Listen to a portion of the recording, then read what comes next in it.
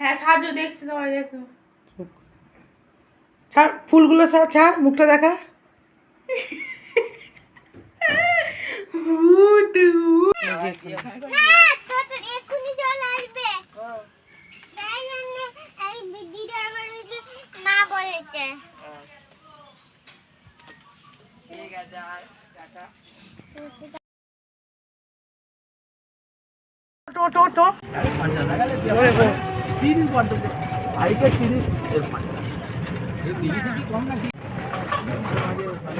চালাই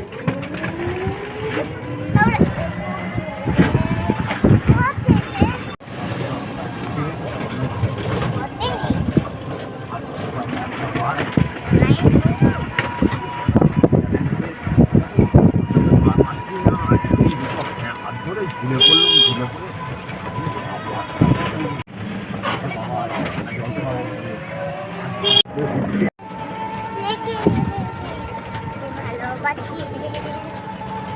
আচ্ছা ঠিক আছে, আমি স্যারকে নাম লিখিয়ে আসবো, এসে ফোন নাম্বার দিয়ে দেবো। হ্যাঁ আমি আসবো। হ্যাঁ বন্ধুরা, গুড মর্নিং। তো মায়ের বাড়িতে এসে গুড মর্নিং জানাচ্ছি। তো তোমরা কেমন আছো?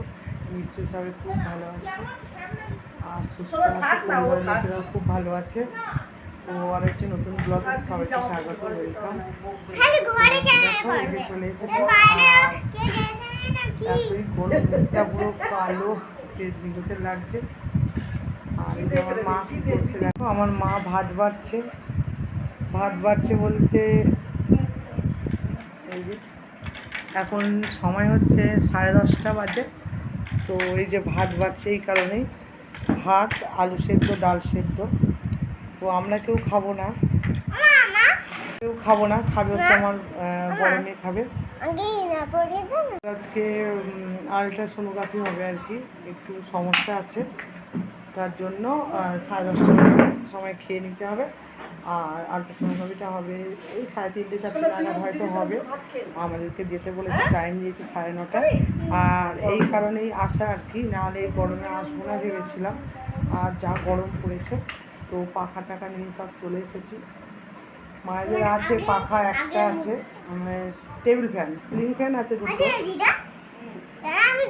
আর সিলিং ফ্যানের হাওয়া তো গায়েই লাগছে না, এত গরম কী বলবো।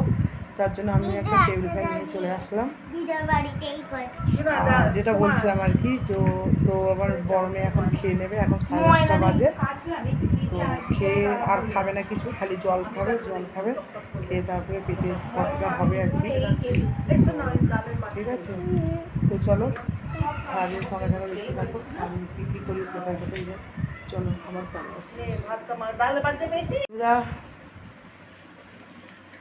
Good morning. কি বলছে? তো দেখো এখন সময় হচ্ছে কটা বাজে, 1:45 বাজে। তো তোমরা দেখতে পাবে না, এত দূর থেকে অনেকটা দূরেই বসে আছি। আর এদিকে বসে আছি খাওয়ার জন্য। আমার ছোটো মেয়ে খাচ্ছে ভাত, আমার মা খাইয়ে দিচ্ছে, মাকে আর দেখাচ্ছি না। আর এই যে আমার বাবা ভাত খাচ্ছে, এই যে ভাত। আর এগুলো হচ্ছে আমাদের গাছের আম, কেটেছি, তাই কতগুলো পচে গেছিলো, বাদবুদ দিয়ে কেটেছি। ঠিক আছে, খেয়ে নেবো, ভাত খেয়ে নিয়ে বড় মেয়েকে নিয়ে চলে যাব। আর বড় মেয়ে ঘুমোচ্ছে, আমি ভাত খেয়ে নিচ্ছি, কারণ ও তো খাবে না, খেয়েছে 10:30টার সময়, তোমরা জানোই, সেই জন্য আর খাওয়া যাবে না। তো চলো আমি খেয়ে নিই, খেয়ে নিয়ে তারপর রেডি হয়ে বেরিয়ে পড়বো। ঠিক আছে, তো চলো কি রান্না হয়েছে একবার দেখিয়ে দিই তোমাদেরকে। ভাত, ডাল হয়েছে, ডাল মানে বড় মেয়ে খেয়েছে, বাবা খেয়েছে, ছোটো মেয়ে খেয়ে নিয়েছে, আর অল্প পড়ে আছে। আর এখানে ডিমের তরকারি, এই আজকে রান্না হয়েছে, আর হয়নি কিছু। আর হ্যাঁ, এখানে লেবু কাটা হয়েছে, লেবু কেটেছি, সঙ্গে তো আম আছে, আর আমি আম খাবো না, কারণ আমি লেবু চটকে ডিমের তরকারি দিয়ে ডালও খাবো না, ডালও ভালো লাগে না, খেয়ে অরুচি, ভালো লাগে না ডালে। বাড়িতে তো রোজই প্রায় ডাল হয়, তার জন্য। তো এখানে ডিমের তরকারি, মানে ভাত দিয়ে ডিমের তরকারিটাই খাবো। ঠিক আছে, তো চলো আজকে খেয়ে নিই, খেয়ে নিয়ে তারপরে আবার আসছি।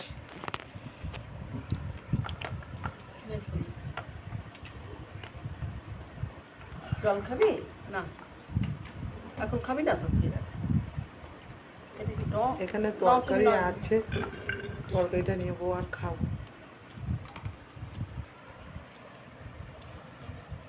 নো, এই একটা খেয়ে না গুলি আমি। নুন হয়নি কিসে?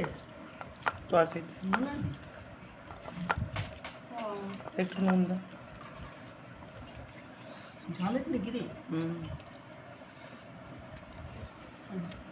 কেউ দি? হুম, এইটুকু তাই হবে না নুন। আচ্ছা, খা দিচ্ছি। শোনা ভাত না?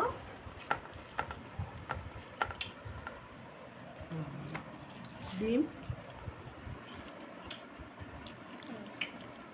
ও, ডিমের তরকারি বলতে পটল দিয়ে আলু দিয়ে ডিম দিয়ে তরকারি করিস তো? বলতে ভুলে গেছি, আমি শুধু ডিমের তরকারি বলেছি। আচ্ছা, ঠিক ওই যে পটল দিয়ে আলু দিয়ে ডিম দিয়ে তরকারি, ঠিক আছে। টক। তো চলো আপনি তো খেতে খেয়ে পারবেন নি, না, আপনি টক। খেয়ে আবার পরে আসছি, চলো। তো দেখো বন্ধুরা, এই যে বেরিয়ে পড়েছি একদম ভর দুপুরবেলা, আর রোদ্দুর খাকা করছে, আর ছাতা নিইনি। আমার মেয়েকে একটা ছাতা দিয়েছি, আর আমার ছাতা নিয়ে হাঁটতে বেশ ভালো লাগে না, তার জন্য তো হর্তাকর্তা বিধাতা হয়েই বেরিয়ে পড়লাম। তো হাজব্যান্ডের তো আর ছুটি নেই, তার জন্য নিজেকেই মানে বেরিয়ে পড়তে হলো আর কি। দুপুর গরমে রোদ্দুরে কার ইচ্ছা বলে যে বেরোনোর আর কি রোদ্দুরে, কিন্তু বাধ্য হয়ে মানে করতে হলো, না গেলে হবে না, কারণ মেয়ের শরীরটা বেশ খারাপ, তার জন্য। আর হাজব্যান্ড যদি ছুটি নিয়ে বাড়িতে বসে থাকে তাহলে তার হবে না। হ্যাঁ সাজু দেখছি সবাই দেখো। ছাড় ফুলগুলো, ছাড় মুখটা দেখা। ভূত